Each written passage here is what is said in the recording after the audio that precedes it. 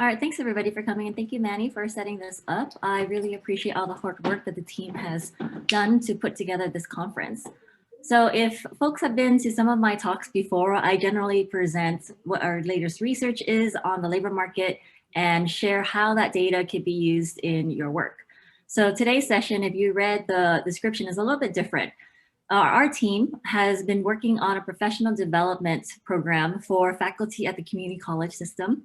And that professional development program is called the Strong Workforce Faculty Institute. And we've been so successful with this professional development that we decided to incorporate a labor market information track to the professional development program. As a result of that, I put together this work group or workshop where we will share with you what we've done this past year for faculty in terms of professional development, and then also get your feedback as to how we can evolve the professional development for faculty and instructors using labor market research. So I'll go through my formal presentation, but essentially what's going to happen is I'll present to you what our team has been doing this year, and then I will bring it to discussion for the group to share what you think, what we've done, and how we can move forward in case you want to participate in this type of professional development in the future. All right, so I'm going to share my slide now. Give me 1 second. Go. Okay. So if you're just joining us, we are here to look at guide and decide with labor market information. And as I mentioned, I want to give you an overview of the professional development that we've done so far and how this might be applicable to your day-to-day work. If you're not familiar with the work that we do, my name is Bartel. I'm the director of the Center of Excellence for Labor Market Research. And the COE are basically a research center that is located across the state of California. We are funded by the Chancellor's Office. So the community colleges have the California Community Colleges Chancellor's Office at the state, and the Chancellor's Office funds the COE in order to provide labor market research to the community college regions. So for me, you'll see that I'm down here in San Diego-Imperial area, and I serve the community colleges for the San Diego and Imperial counties.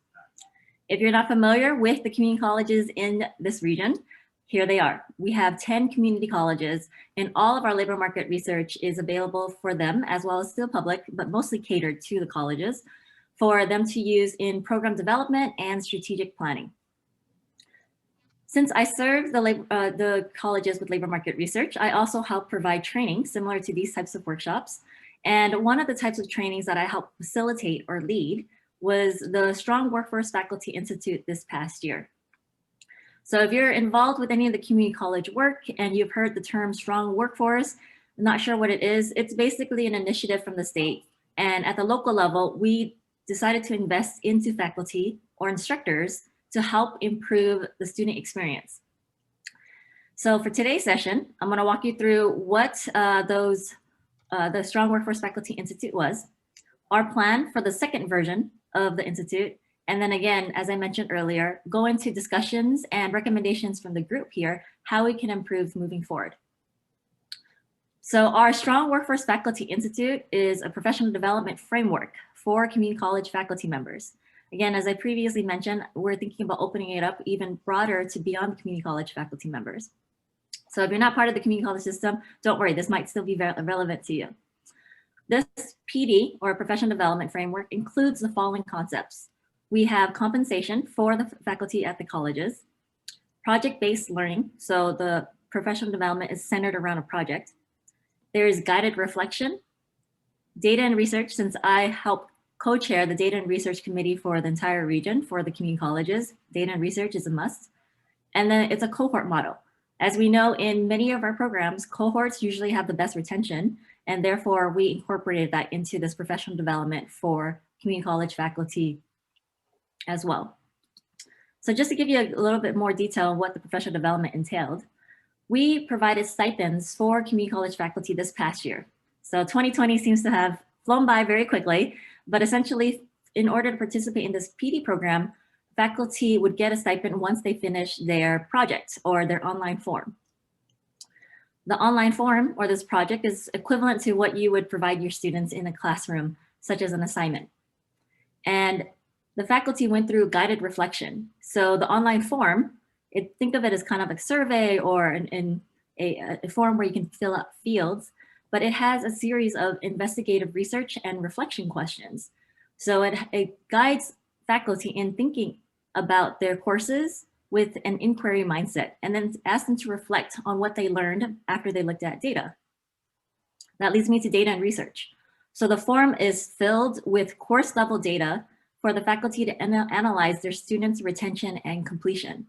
So let's say that you taught a course, and in your course, you've taught it for the past 5 years. I'm not sure how many of you looked at your course level data in terms of demographic completion and retention, but the faculty in this Faculty Institute got that chance to do so by collaborating with their institutional researchers. So they were able to analyze, all right, which demographics were retained in my courses and which demographics completed, which students may have dropped out earlier than others. And so they were able to have that kind of inquiry mindset as they went through their course level data. And finally, but not, and most importantly, in my opinion, was that it is based on this cohort model. Each of those 10 colleges that I just shared with you had a project team, which was made up of deans, researchers, and even data coaches. That project team facilitated monthly meetings with faculty so that they can get together, share, discuss, and reflect. These are synchronous meetings. So when the pandemic hit, everybody had Zoom meetings where they were able to share what is it that they learned from their student data, what is it that they saw in terms of their own blind spots or gaps in which students were completing or being successfully retained. And then they reflected with each other what their findings were. So this is basically how those monthly meetings went. The faculty, the researchers, and deans met monthly, and they reviewed those online form questions, so that project or assignment that I mentioned. They would analyze their own specific course data, so their students. So it was very personal data to them, or relevant data to their work. Then they reviewed the course materials. So the online forum asked them certain questions such as, does your syllabus seem friendly? Does it have a tone where it looks like you are there to support the students throughout their journey during your course? Those types of reflection questions. And as the faculty, deans, and researchers analyzed those 3 sections, then they went into breakout rooms and then shared ideas with each other. So this Faculty Institute was a very successful, or in our opinion, it was a very helpful experience for them because they were able to analyze data and work with members of their team that they may not have collaborated with before. So essentially, to get the stipend or to finish the professional development, the faculty had to attend learning events on February 28th and 25th of this year. They also had to participate in those monthly check-in meetings that I just shared. And they had to complete that online form, that assignment, no later than July 31st. And again, I mentioned it includes those investigative research and reflection questions. And at the end of the reflection, the form asked the faculty for an action plan. What is it that they plan to do in the classroom now that they've learned all of this information about their students and about their teaching and learning practices? So let me give you some examples of what those questions entailed. The investigative research questions, the faculty had their course level data, and they had these types of questions in the form. The form would ask them questions such as, what types of students have high retention or success rates in your class? As I mentioned earlier, it was mostly broken down by demographic. So perhaps I'm a female instructor and I have a very high retention rate with female students and a low retention rate with male students. And I can take a look at that and see, is there a trend? Do I do this every single year? Is this something that happens very normally? And do students drop out consistently every year during a certain time frame? So the other questions that they would see would be similar to the second one here. Do you see differences in retention and completion rates based on class format, class length, etc.? So then the faculty started thinking, well, if I have a class that is 8 weeks long versus 12 weeks long, do I see higher retention and completion rates? If my class is hybrid, meaning in person and online versus completely online, do I have a higher retention rate? I know with the current situation, some of these questions might have to be modified, but these are based on data of courses in the past. So the form and the data that the faculty got on their courses led them to think a little bit more as an investigative researcher as to what's going on in terms of trends in their courses. And once they looked at all of this data, Then they started reflecting on what this means to them. So based on what they found out about their students, meaning one type of population over another was doing better or doing not as well, or maybe they had a lot of dropouts for one demographic, they're asked to reflect. Are they surprised by any of these trends? Why do they think this might be the case? What are some things that can be done to help retain or help the group complete the course? So after investigating and reflecting, the faculty are then prompted to create an action plan. And the action plan is really focused on what they specifically can do in the classroom. So what is it in the classroom can you change? Again, I mentioned earlier that we had some prompts about syllabus and course materials. So maybe the faculty member or the instructor might want to revise some of the way the language is written on the syllabus. What strategies do you apply in the classroom to improve retention and completion rates for your students? And how will you implement this action plan? What is the timeline? So after they finish the online forum, at the end of it, the faculty now have a plan in place where they can start implementing some of their ideas and some of the practices that they think might help them improve the retention and completion rates of their students. So this is basically a continuous improvement process, right? So you assess what's going on, you kind of reflect and analyze the situation, you make a plan to figure out what to do next, and then you reassess and see if your plan or your interventions worked. So that's really the main point of the Faculty Institute that we did this past year with community college instructors. And to top it off, we had all the faculty sign a letter of commitment. So it looks something like this. I'm not going to go through each of it, but it's basically all of those requirements that I mentioned earlier, that they will attend the events and that they will, look at their data with an open mind. The whole purpose of the Institute was to be investigative, not evaluative. So none of this data was going to, or none of these findings were going to be used against them in terms of performance assessments or anything like that. It was run by the Regional Consortium, which is a regional body made up of all the community college that supports the community colleges. So think of it as a third party and not specifically within the community college itself. And then it was facilitated by the Center of Excellence, the COE that I run. So we're basically third parties and we're just helping facilitate the conversation. And we had 233 faculty complete the program. There were 245 that started the program. So that was a really good retention rate. So to recap, this is basically what the first version of the Strong Workforce Faculty Institute looked like. The data track, or the data that the faculty looked at, were their course level enrollment, retention, and completion data. And that data is available to them at their institutional research offices. Until the Faculty Institute, not many faculty knew the data existed, and not very many faculty even asked for the data.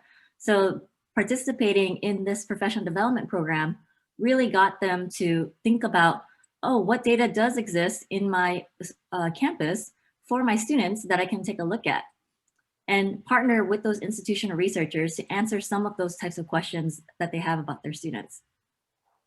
The trainers or the facilitators of the Faculty Institute were the deans and the institutional researchers.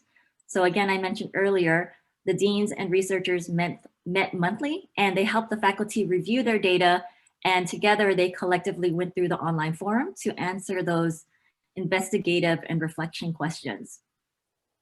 And the action plan at the end, after they've gone through all of the reflecting and the investigating, was to incorporate inclusive teaching in the classroom. Faculty gradually realized, or very quickly realized, that they had certain blind spots in their teaching and learning practices. And so they decided to think about different plans that they can incorporate, or different actions that they could incorporate, where it'd be more inclusive for all of their students to succeed or to complete, rather than just a few that they normally connect with. I was going through some of the videos of the faculty sharing out their experiences through the Faculty Institute. And one of the videos had a faculty member who said that they were really great with Latinx female students, but not so much with Latino male students. And they realized that even though they taught English and they expected English to be a rigorous subject, the 10 students dropping out at the beginning of the first couple of weeks seemed to be a normal thing to them. But once they looked at that disaggregated data and that course level data, they realized that their female students weren't dropping out, but their male students were. So having known that, now they're starting to think, okay, maybe I need to teach in a certain way that's a little bit more welcoming towards the Latino male students, because I seem to really connect well with the Latina female students. So those are the types of kind of action plans that they started thinking about. And our first cohort was this year, spring of 2021. So that's a quick overview of what we did this past year. And what I need your help in is to figure out the second version of this institute. And the second version of it will look a little bit something like this. So on the left side, very similar that you saw earlier, all of the similar similar fields that I mentioned. But on the right side, instead of just looking at course level completion, retention, and completion data, the individuals that go through this professional development program will go through labor market information and student employment data, or will be able to review labor market information and student employment data. So now we're looking at the labor market, the job market, and how well students are performing after they leave the community college system, and analyzing that data sets to make decisions at the classroom level. The sources of this information is from us, the COE, the Centers of Excellence. We have data to the labor market research that we would provide to faculty and counselors. And we have a data source called Launchboard, which is funded and ran by the Chancellor's Office. West Ed actually helps put it together. And so these two data sets will be combined in reports that we would provide to the individuals participating in this LMI student employment data track. And we would help facilitate these monthly meetings, similar to how the deans and the institutional researchers facilitated their monthly meetings at their campuses. And the goal at the end, after they look at data and reflect, is to create an action plan where the labor market information will be used to guide students in career and course planning. So a lot of times we are very focused on the academic planning, which courses are needed in order for them to get to the four-year institutions, or what courses are needed for them to finish their major. But now we want to encourage people to think a little bit differently than that traditional mindset. How can we use labor market information to help guide students while they're taking courses and while they're planning their careers, as opposed to just the academic track? And then finally, the participants would be all interested faculty and counselors. So we're not restricting it only to faculty members. Unfortunately, the stipends will only be applicable for the community college faculty, but my team wants to make this training available to all counselors. Okay, so that's the second version of this. We'll have two different tracks running at almost the same time. So this one will be running first, and then this one will go back to the course level enrollment, retention, and completion data. So if you participated in the Faculty Institute as a community college instructor, then you'll recognize this one. And this is the new track that we're planning to add to the Faculty Institute. So here is the tentative timeline. And this timeline or plan is dependent on approval. So between now and January 2020, we are simply discussing and planning the second version of the Faculty Institute, which again has that LMI and student employment data track. Then in February, we will have the first cohort actually it should be February 26th, because I think that's the Friday. The first cohort for the data track will begin. And then the same thing as we did this past year, the faculty will meet monthly to work on specific sections and share with each other in that cohort format to keep that momentum going. And then once they're done with that, then the second cohort for the first track, the first data track, which focuses on course level enrollment, retention, completion, will begin. So it gives some time for folks to work on their course level enrollment, retention, and completion data, and then we can start a new cohort between February and June. So the labor market and labor market information and student employment track will include this type of training. We'll provide an overview of LMI, so basically an LMI 101. We'll explain what demand and supply is. We'll have continuous improvement and share how folks can use data and research for continuous improvement in general, So it's not just LMI information that they can use, but for any kind of data and research, whenever they want to change and assess what they're working on. And then specifically focus on the application of LMI. So how to use existing resources in your day-to-day work. So for the LMI application, I've come up with a few scenarios with our research that we've done this past year that I want to share with everybody. So we will incorporate this kind of scenario work in the Institute for version 2.0. I do want to hear your thoughts if this is an appropriate way to do it. But essentially, these are some of the scenarios in which LMI are used. The first one being, typically, someone will come up to me and say, Tina, I need to write a problem statement for a grant. I'm trying to create a new program, and I know that there are jobs that are in demand in this particular sector, but I really don't know how to write the problem statement.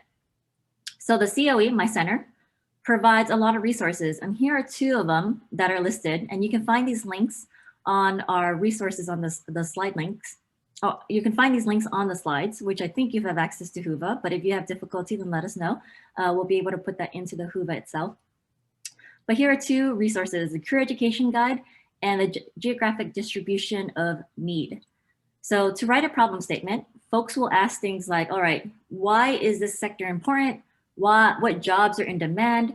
How do I apply for this grant by writing that statement of need or problem statement? So if you have not seen it yet, there is a career ed guide, which I'm about to pull up right now so you can see, that our conference coordinators have posted on the regional website.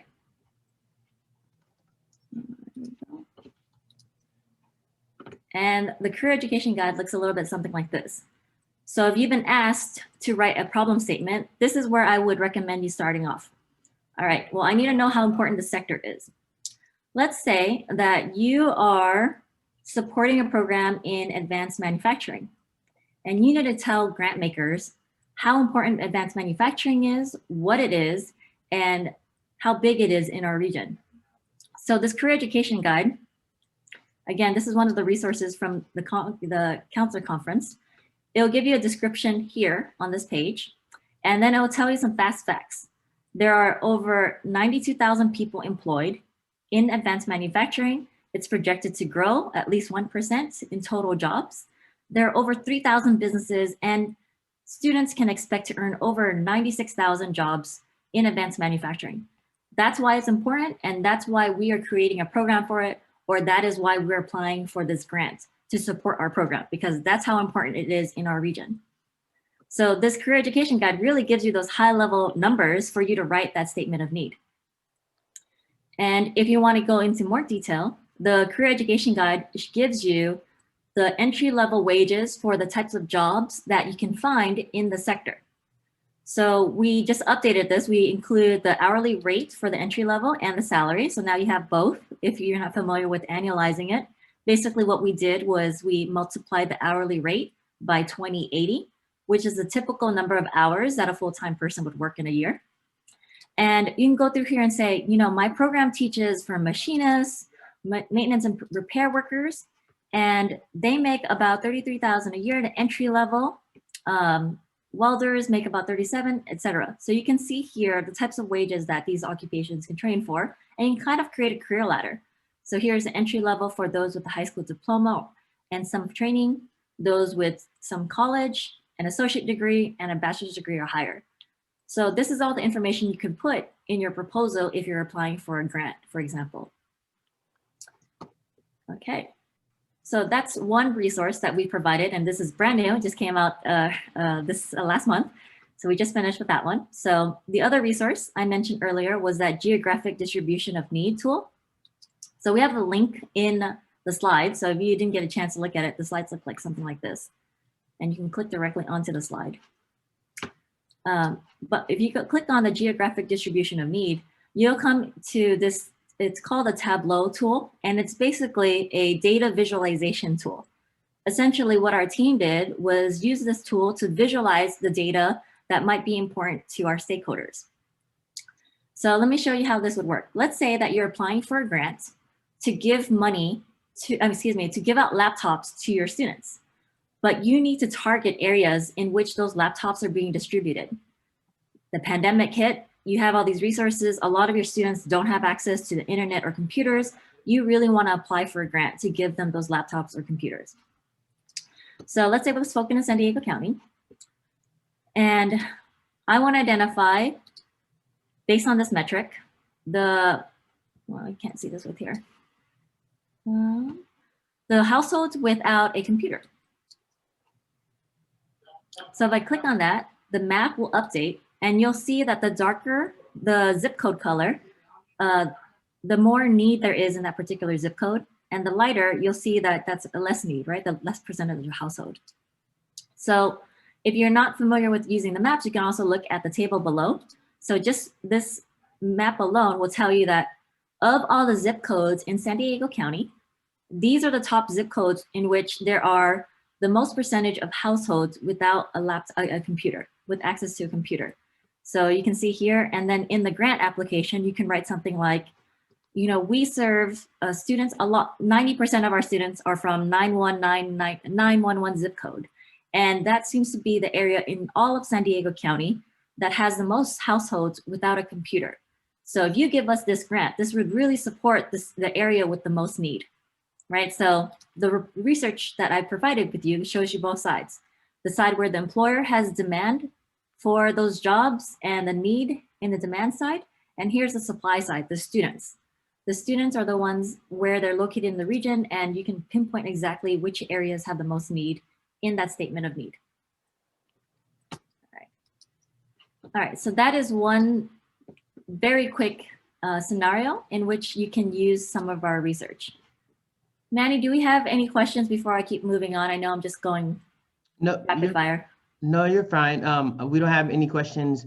We don't have any questions yet, but if we do, I'll definitely interrupt you. But this is a good time to let everyone know that if you joined in late, you can put in your Q&A directly into the WOVA chat, or the Q&A in the WOVA or in the chat box in WOVA, and then I'll bring it up to Tina. So don't be shy. Thank you, Manny.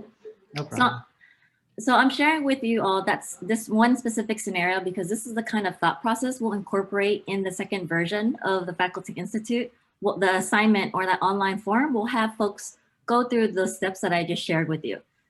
This is a scenario that you've been asked to complete by either your supervisor or another stakeholder. Here are the resources that you might want to use to do that. So another scenario that I frequently come across is colleges ask me what jobs are the jobs that I'm training for in demand, and do we have other related programs in other colleges? So on the K-12 side, let's say that you're training for a specific job, let's say computer networking, and you have those skill sets that you're training for your students, but you don't know what colleges have programs for that particular skill set.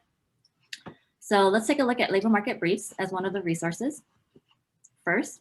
So again, the scenario is like you want to know that job you're training for in demand and if you have related programs. So if you click on labor market brief, it should take you to the landing page of the regional consortium website. And this is where our Center of Excellence have consolidated all of our reports for specific programs. So taking advantage of that example I said earlier, we're going to look at ICT and digital media, which is computer. Let's say that we're looking at computer user support specialists because that's for computer networking. And you click on that, you'll see that this report gives you high-level information about the occupation.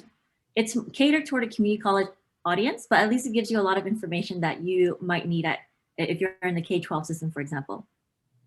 So our reports are usually used to recommend or endorse a new program. If we don't endorse it, then we'll have a red dot right here. If we do endorse it, then it'll be green. If we somewhat are in the middle because of certain criteria, we'll put a yellow dot right here. So that's what you can see here in the high level view of our report.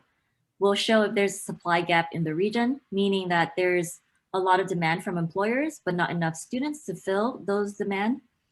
If the job or jobs pay a living wage, and the general expected level of education the job and the employers expect for the job. Then you'll see the number of institutions that provide training specific to this occupation and then the number of annual openings. So basically that's labor market demand. How many job openings do employers expect to fill every year for this particular occupation? So there's a lot of narrative in here. I'll let folks if you want to explore our reports, go through it, that's great. But I just want to let you know this resource exists so you can use it if you ever have the situation in the future. So similarly, let's say that you are training for a program that leads to computer user support specialists. Then you can see here, there's been a ton of growth for this particular job. Even in online job postings, employers have been posting a lot for this job. You can see the earnings for the computer user support specialist in San Diego County. And then what I really enjoy having here is to look at which courses exist at the community college level. Because if I'm going to create a new program, or if I want to see who I can partner with, I want to know who's offering a program for that particular occupation. So here it'll show which types of programs exist at the colleges. So if you are familiar with anybody at the colleges, you can reach out to them and say, hey, it looks like Palomar College, you have a computer support program. We also have a computer support program at our school, and we're looking forward to creating a pathway to your college. Is there any way that we can partner up with you, and so forth? So this is another way you can use this report. And then we show if there's the demand versus supply, if there's a supply gap for the occupation. So in California, there are over 4,700 annual openings that need to be filled, and we're not producing enough. And the same thing in San Diego County, there are 278 annual openings that we could be filling if we produce more students. And then there's a variety of other data here, but you can see which companies hire for this occupation, what type of educational attainment people expect for it. And you can see it's across the board, right? Associate degree, some college, a bachelor's degree. And then the types of software, soft skills, and specialized skills for the occupation. So all of our reports follow this format if you go to the labor market briefs page. Okay. All right, so that was the labor market briefs for one of the resources of identifying whether or not there's data for a particular occupation that your class or course trains for. But now let's say you're interested in knowing what other colleges have programs for this particular occupation. So if you click on the Chancellor's Office Curriculum Inventory link on the slide, you'll go to a site that looks like this. And this is an inventory of, it's a catalog inventory of all the courses in the community college system. So let's say you want to look at one of your partner colleges, Cumaka College, and you want to know what types of programs they have.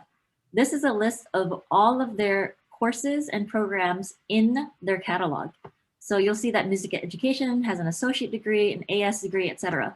So this is a really helpful resource for K-12, in my opinion, or even in the community college system if you're looking for partners to see which types of programs exist in the catalogs for each of our colleges.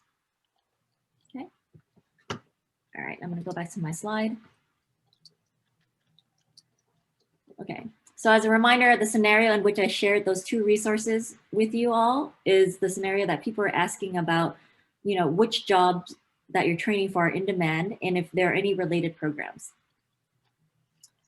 All right, a couple more scenarios and I think we're done with the presentation piece of it. So another scenario that I've been asked a lot is, please, Tina, just tell me what's in demand. What are some in-demand jobs? So again, you can go back to the career education guide that I shared with you earlier. And that career education guide has by sector, the types of jobs that are in demand by education. So you can find out which jobs are in demand with just a high school diploma, with just an associate, with a bachelor's degree or more. So I'm not going to go back to the career guide, but there you can find it by sector. The other resource that we provide to you is the Resilient Jobs Report. So if you click on Resilient Jobs, you'll find a report that looks like this. And this is something that was asked of us during the pandemic. Folks kept asking the COE, what programs should we prioritize? We need to know what programs are resilient. So my team looked at the top jobs during the Great Recession and during the first few months of the pandemic. And I always have a caveat to our reports because things might change since the time we produced the report. So we're planning on doing a refresh of this early next year. but at least you could take a look at this report as a starting point as to which jobs seem to be most resilient.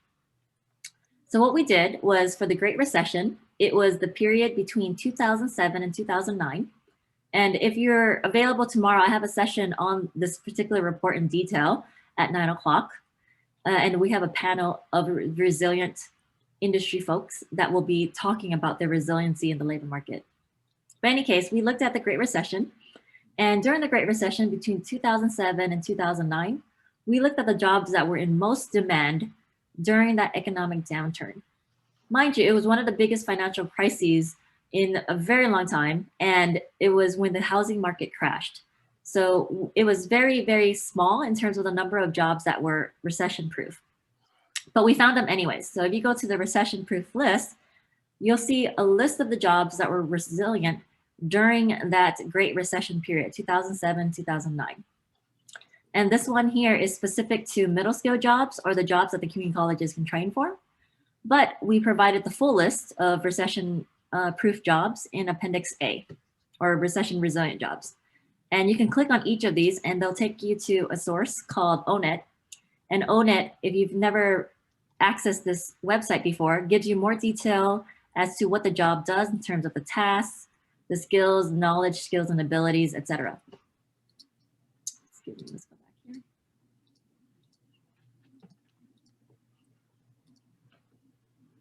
Oh, I went too far. Tina, while you look that up, Sure. One question was just about sharing the links that you're going through. Yes, they are embedded in the slides. If you don't have access to the slides, Manny, what do you recommend I do to give the links to everybody? You could, if you send a link to me or send it to me, I could make sure it gets out to everyone. Sure. Here, I should be able to click on these, yes. So let's share this one. I'll put the slide link into the chat. Oh wait, the chat's disabled. I will just send it to you. Actually, I could just quickly enable it if that, and then I'll put it back into the Wova app. Okay, here we go. Perfect. That should be the link to the slides from today. And you should be able to click on this, land on the slides, and then click on each of these links. There you go. Perfect. I'm sharing the links in the Wova platform, everyone. Thanks, Manny.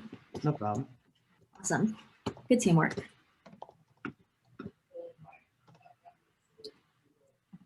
All right, so our, let's see, let's go back to the other one. So we talked about the resilient jobs. So going back to this report, here's the list of those recession resilient jobs that I mentioned. So that was one time period that we looked at. Again, we looked at the jobs that were most resilient during the financial crisis in 2007, 2009, that paid a good living wage, paid wages at least at or above the living wage. Then we started looking at top jobs during the pandemic. So what you see here is the analysis. So for every month, we looked at the jobs that made the top 50 jobs list with the number of online job postings. So let's zoom in a little bit. So for the month of March, my team looked at the top 50 jobs that had the most online job postings that month. And for March of 2020, you can see that these are the occupations that were the top 50 jobs with the most online job postings for the month of March. Mind you, we looked at over 800 occupations. So the fact that this made the top 50s list is kind of the cream of the crop, right? And then we repeated that exercise every month during these 4 months. So in April, accountants and auditors also made the top 50 jobs list in April. And it came up again in May and again in June. And you can go down the line and see which other jobs, going back to that computer user support specialist example, that job made the top 50s list every month in these first 4 months of the pandemic. So according to this research, it looks like these jobs are pretty much the most resilient jobs during the pandemic, at least in the first few months. If you go further down on the list, you'll see that other occupations started showing up in the top 50s list later on in the months. You can kind of gauge them based on some of the policies that happen at the legislative level. So for example, waiters and waitresses, those online job postings increased tremendously in June. So I think that's around the time when things got lifted a little bit, perhaps. Same thing with hotel, motel, and resort desk clerks. That made the top 50 jobs list. So I'm very interested to see how this pans out. Now, that, as soon as January hits, we'll have data between March and December. So we'll be able to see over time which jobs were resilient, that went up and down during this time. But again, you could use this resilient job study as a resource when folks ask you, so which jobs should I focus on? Which job should I tell my students to really look at, especially considering what's going on right now in the world? Okay, well, since I'm here, let's just use these slides. And then finally, another one, we always hear this from employers. I don't find enough people with soft skills. Well, what if a student asks you, what are soft skills? Well, you can go into an explanation of what they are, or you can also use our report. So we produced a report called 21st Century Employability Skills, which is just a fancy way that the community colleges call soft skills. Essentially, soft skills have many names.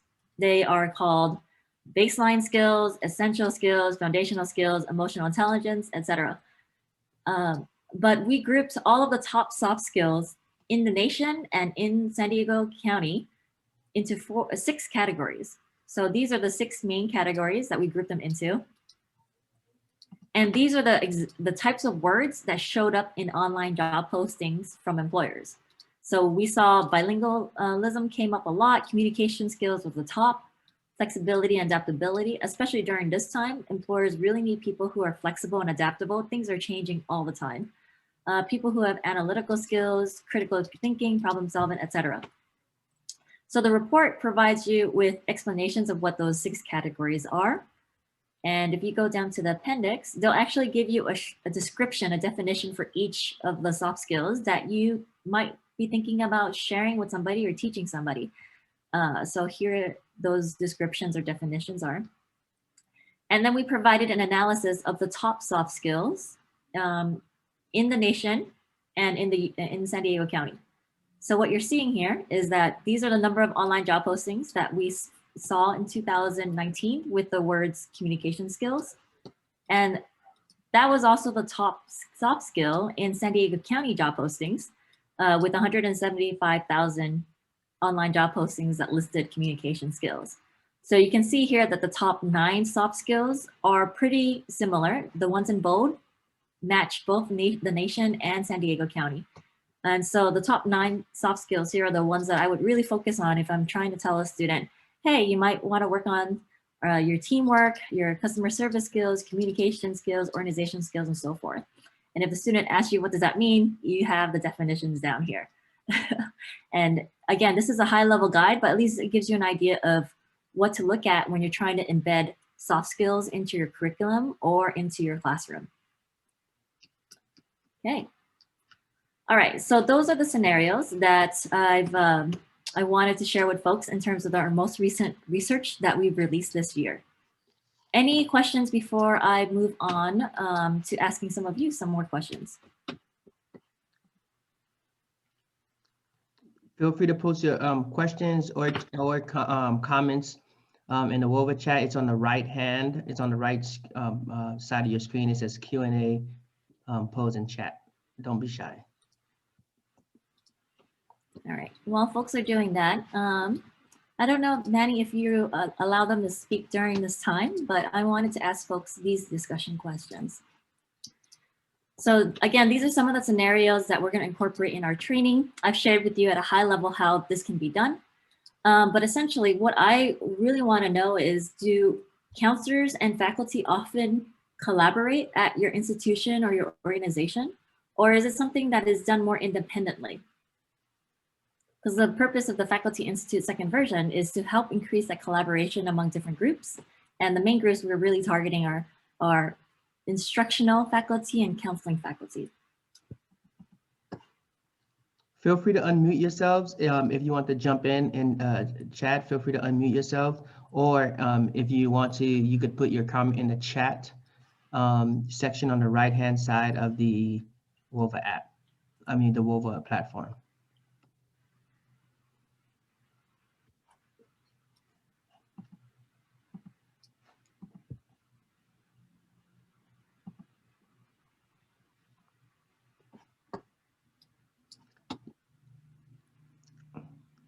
It'll be a quiz at your next meeting.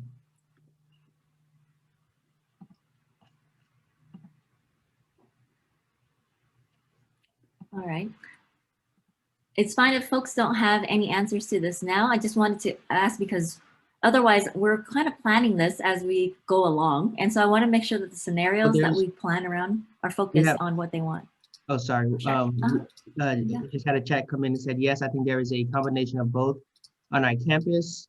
Also, there's collaboration with the Career Center. Oh, great. Okay.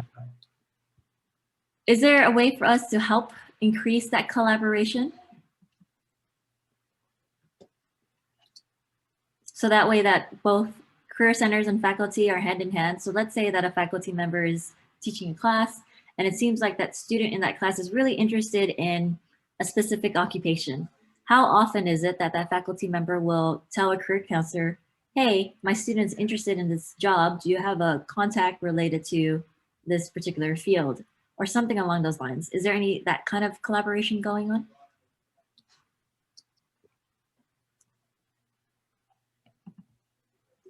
Yes, yes, definitely. I think this information you shared is helpful for us as work-based learning and job placement. Awesome. Thanks, Veronica. You typed very quickly. I appreciate that. Excellent. Okay. So now that you mentioned it, that's great. That means that, you know, if we provide this professional development, it will help increase that collaboration. So that's very helpful. Thank you. What about finding the student skills or interests? Usually we are told that the first point of contact between students and the campus overall is with faculty. So I guess it's a similar question to earlier. How do you find out about your students' skills and interests?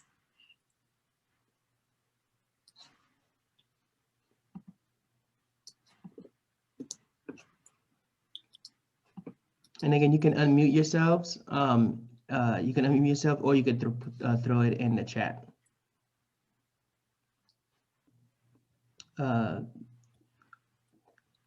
Thank you. We also, Veronica added, thank you. We also have an in-demand jobs workshop. We collaborate with the Career Center for students and community members. Excellent. And feel free to reach out to us if you need help with content, because we have a lot of resources already available. What we will probably do is just point you to the resources that exist, and then hopefully that will be enough information for you to add to your workshops. All right, then my final question to the group. Sorry, Manny, did you have another thing to add? Yes, I was going to say, I saw someone raise their hand, and I was going to see if they wanted to speak, but continue. Awesome. Okay. So my final question for the group is, what requests or research questions that you have that could be answered with labor market research or labor market information? So I've shared with you all, I think, about 4 different scenarios. But are there other scenarios or questions that you've just been stumped about that we could maybe create a report to help you with?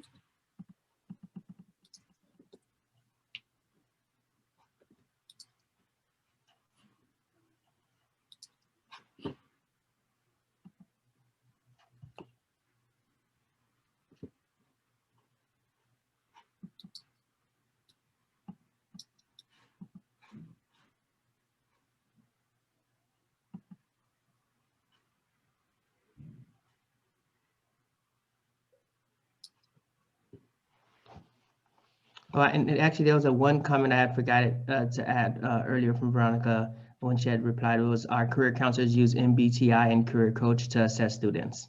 Oh, that's awesome. MBTI is a good one as well. And thank you for using Career Coach. I believe we presented on Career Coach last year as well. It looks like Jacob unmuted himself. I don't know if Jacob, you wanted to add anything or respond to that last question or any of the questions.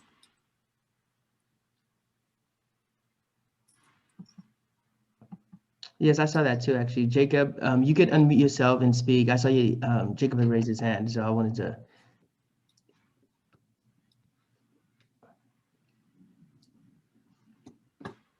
Tina, this is Denise McAndrews. If you have a quick minute, I'll jump in. Sure, I think we have 5 minutes left. Yeah, Okay. absolutely.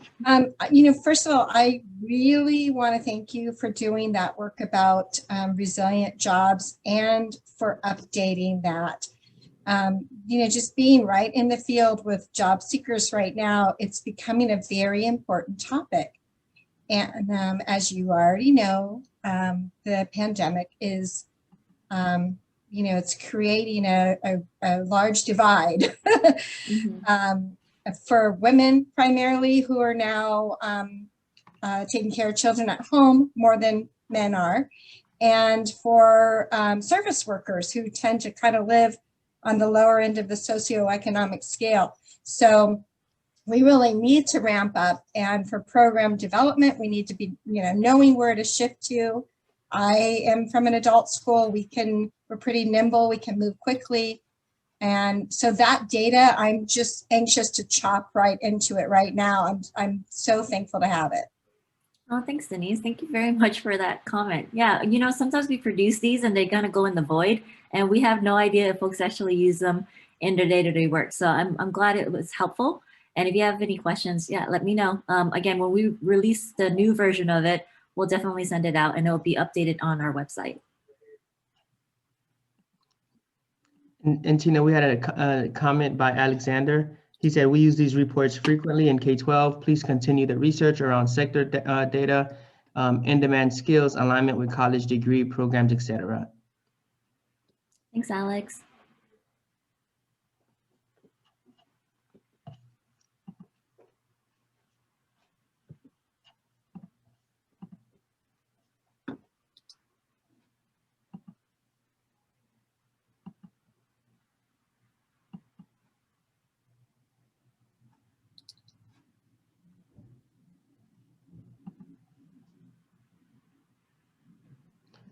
Carolina said, hi Tina, thank you for all the amazing research you are doing.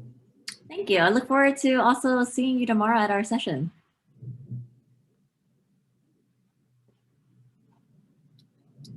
All right, Jacob, if you can't mute yourself, feel free to just add it to the chat on Whova as well. I just opened up the link so I could see it if you wanted to type in your question.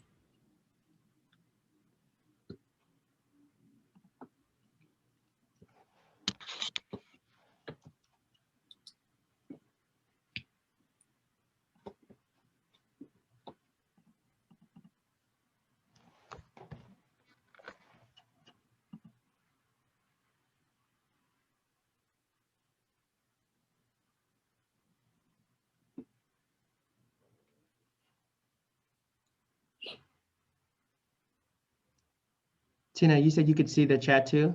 I was going to, Jacob's typing, so I didn't. I don't know if you want to read it out loud for folks on Zoom, just in case they don't have the Whova opened. Yeah. Perfect. Jacob mentioned that he's MBTI SII certified.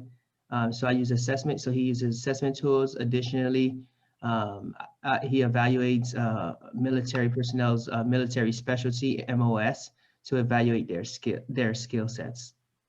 Got it.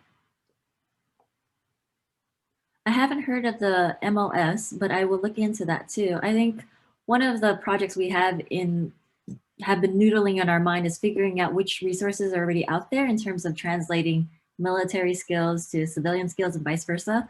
I know that ONET started something along those lines. Excuse me, let me stop the share now. If you haven't visited ONET, I just shared that link very briefly, onetonline.net. I think it was .com. Let me see, which is it? onetonline.org. So they started doing a crosswalk between civilian and military skills, and we're hoping that once that gets a little bit more refined, we'll be able to use that for a future report. And I'll put the ONET link in the chat. And then Jacob said, what tools are available to research if careers are at risk in the future for automation? And I put in the link to the ONET online in the chat room. That's a very good question. We started a research on that, but haven't completed it. But I believe it's either ONET or Burning Glass that have a list of jobs that are at risk of automation. Let me see if I can pull it up. Automation. So what we do is we usually look at nationwide reports, and then take that and regionalize it to see which kind of jobs or which reports would be specific to San Diego County. So one of our resources is Burning Glass, which is the data source that combs for online job postings. And a lot of our research has that data in there. So here's a couple of links that I'm going to put in Whova from Burning Glass regarding automation. And I apologize, we don't have a report on which jobs are at risk for automation yet. But here's one report. And as you put that, Tina, Jacob also said we have internal resources. He used here at the base beyond ONET.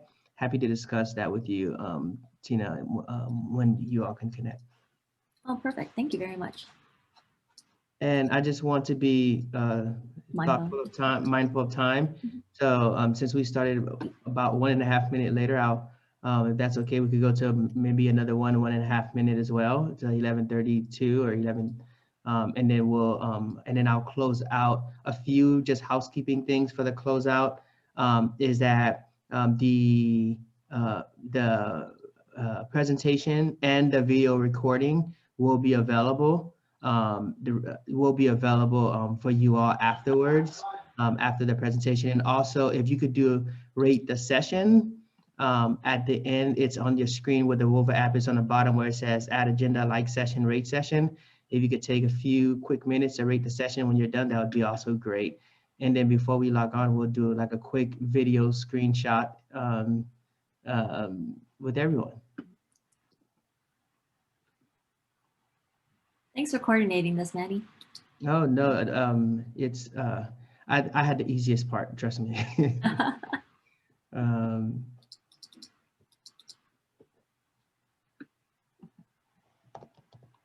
Veronica said, thank you. This was very helpful.